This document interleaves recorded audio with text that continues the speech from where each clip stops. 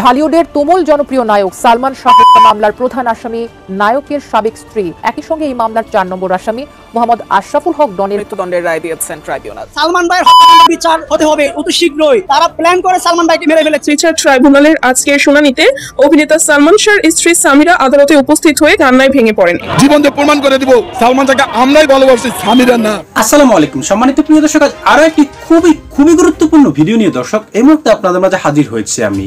এবার আর কিন্তু শেষ রক্ষা হচ্ছে না সালমান শাহর মৃত্যুর ঘটনায় তার স্ত্রী এবং খলনায়ক ডনের। যে কোনো মুহূর্তেই কিন্তু তাদের ফাঁসির রায় আসতে পারে। দর্শক, দীর্ঘ 29 বছর আগে চলচ্চিত্রের সেরা নায়ক সালমান শাহকে যেভাবে পরিকল্পিতভাবে দুনিয়া থেকে সরিয়ে দিয়েছে এই ডন এবং সামিরা চক্রও, সেটা এতদিন ফাঁস না হলে কিন্তু এবার কিন্তু একেবারে স্পষ্টভাবে কিন্তু ক্লিয়ার হয়ে গেছে কারা কিভাবে কিন্তু সালমান শাহকে দুনিয়া থেকে সরিয়ে দিয়েছে সেটার বিস্তারিত। আর যার ফলে অন্যান্য আসামিরা দেশে না থাকলেও সালমান শাহর স্ত্রী সামিরা হক এবং কিন্তু খলনায়ক ডন তারা কিন্তু একেবারে হাতাহাতিতে কিন্তু ফেসে গিয়েছেন। আর আমাদের আজকের এই ভিডিওতে দেখানো হবে সালমান শাহর স্ত্রী সামিরা হক এবং খলনায়ক আশরাফুল হক ডন কোথা থেকে গ্রেপ্তার হয়েছেন এবং কিভাবে কোথায় আছেন এখন, এবং এই মামলার আরো কিছু বিস্তারিত গোপন তথ্য আপনাদেরকে আমাদের আজকের এই প্রতিবেদনটিতে দেখানো হবে।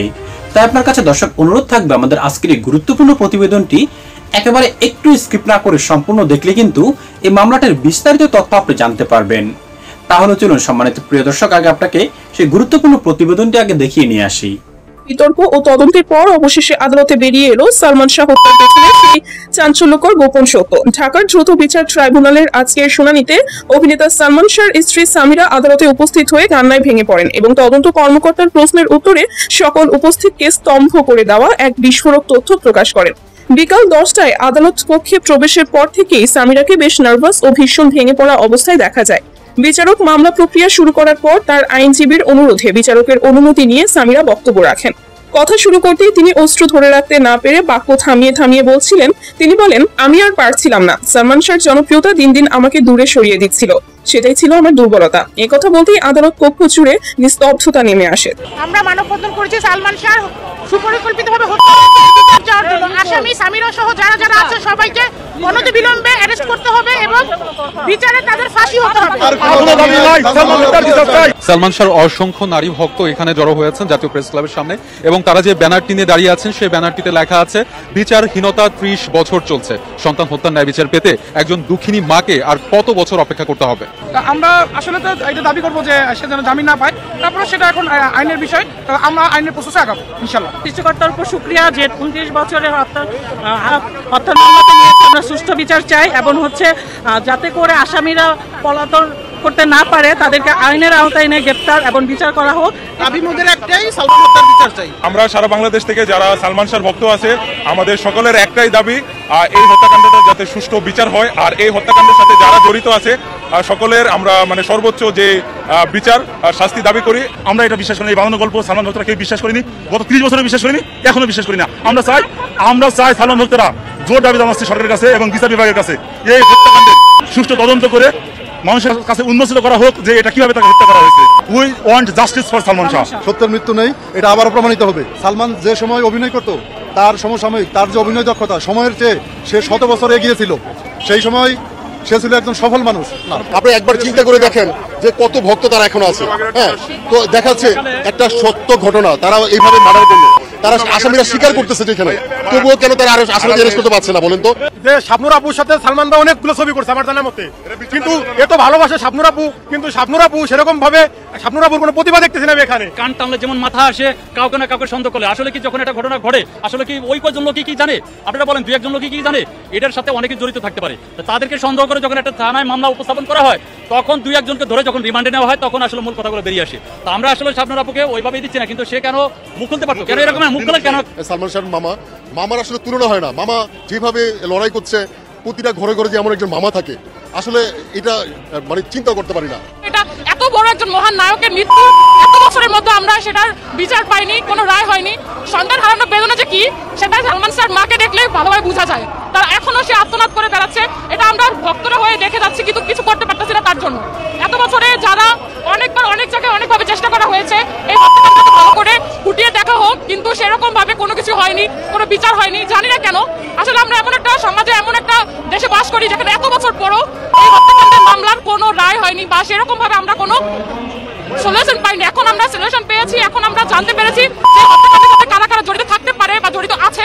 এখন আমাদের দাবি একটাই যে তাদেরকে খুব তাড়াতাড়ি হোক, আইনের আওতায় আনুক, তারপর হচ্ছে তাদেরকে রিমান্ডে না হোক, তাদের মুখ থেকে সত্যি কথা বের করা হোক। তারপর হচ্ছে আপনাদের কাছে আমাদের একটাই দাবি থাকবে যে আপনারাই বিচার করবেন যে কি শাস্তি দেওয়া উচিত। আমরা আমাদের দাবি একটাই, সামিরার ফাঁসি চাই, সামিরার যাতে অ্যারেস্ট করে। এখনো কেন সামিরার অ্যারেস্ট করা হয়নি? 30 বছর হয়ে গেল, এই জন্য আমরা এখানে আসছি। আমরা এখানে এসেছি সামিরার বিচার চাওয়ার জন্য, সালমান শাহ হত্যার বিচার চাওয়ার জন্য এসেছি। ধন্যবাদ। কিন্তু অসংখ্য আজকে আমাদের মানববন্ধন করার একটাই উদ্দেশ্য, সেটা হচ্ছে সালমান হত্যার বিচার। মহামান্য আদালতের রায়ে অপরাধীদের দ্রুত গ্রেপ্তার করে বিচারের আওতায় নিয়ে এসে তাদেরকে উপযুক্ত শাস্তির ব্যবস্থা করা হোক, এটাই আমাদের চাওয়া। ধন্যবাদ। সালমান শাহর জন্য আজকে আমি সুলতানা রজনী পা, আজকে আমার বড্ড ভালোবাসি সিনেমাটা রিলিজ হলো, কোটি কোটি টাকা নষ্ট হলো শুধুমাত্র সালমান শাহর কারণে। এখন আমার এই টাকা কে দিবে বলো? তবে আমি মন থেকে চাই এই কথা, আমার বিশ্বাস যে সালমান শাহ যদি কেউ হত্যা করে থাকে, আল্লাহ একজন উপরে আছে, তার শাস্তি হবে ইনশাআল্লাহ। ছেলে হারামায়ের ডাক, খুনিরা জেলে যাক। মোহনাকে হত্যা করা হয়েছে 3 বছর হয়ে গেছে, কিন্তু মাফিয়া সরকারের আমলে, মাফিয়া শেখ হাসিনা সরকারের সময় তাদের দোসররা যেহেতু এই হত্যাকাণ্ডের সাথে জড়িত ছিল, এর জন্য এই 29 বছর আদালত প্রাঙ্গণে সালমানের পরিবার এবং আমরা সালমান শাহ প্রেমীরা বিভিন্নভাবে আন্দোলন সংগ্রাম করে আসছি এবং সুষ্ঠু নিরপেক্ষ তদন্তের মাধ্যমে সালমান শাহ হত্যার বিচারটা চেয়ে আসছি। কিন্তু মাফিয়া শেখ হাসিনা সরকার তারা বিভিন্ন সময় সাজানো নাটক করেছে সালমান শাহ হত্যার মামলাকে নিয়ে।